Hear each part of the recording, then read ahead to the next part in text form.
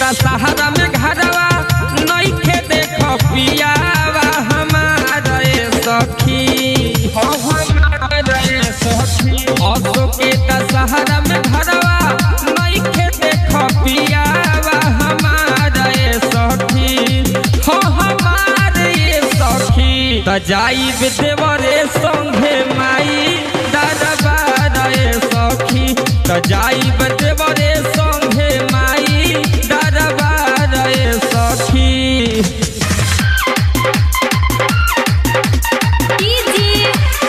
मिठू राजा राजा परसोनी।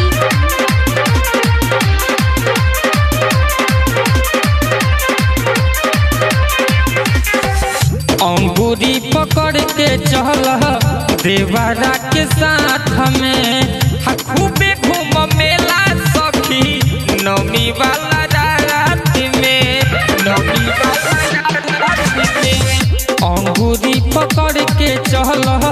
देवरा के साथ में खूबे घूम मेला सखी नौमी वाला रात में एटीएम से निकल ले बानी हम आज रुपया 5,000 सखी 5,000 सखी त जाइब देवरे संगे माई दरबारे सखी त जाइब देवरे संगे माई दरबारे सखी।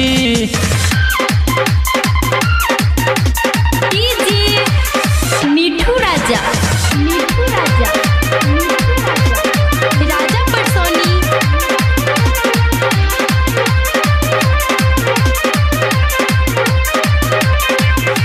कहले बतवरा आजू सजी भौजी नीक से बहुत कलाकार आई है गुडवे म्यूजिक से कहले बतवरा भौजी सजी तू नीक से आ बहुत कलाकार आई है गुडवे म्यूजिक से सुनले बानी जब से मनवा खुशी में झूमता हमारे सखी हाँ हमारे सखी त जाइब देवरे संगे माई दरबारे सखी त जाइब देवरे संगे माई दरबारे सखी।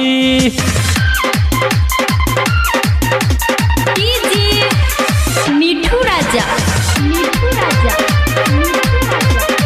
राजा परसोनी।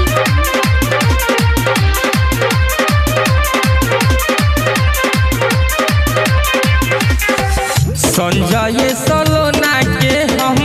बानी इंतजार में आ सज के सवर के सखी सोरहो सिंगार में संजय सलोना के हम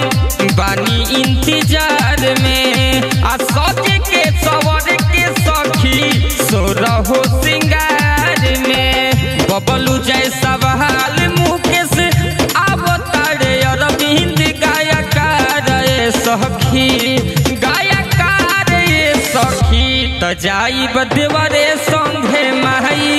दरबारे सखी त जाइब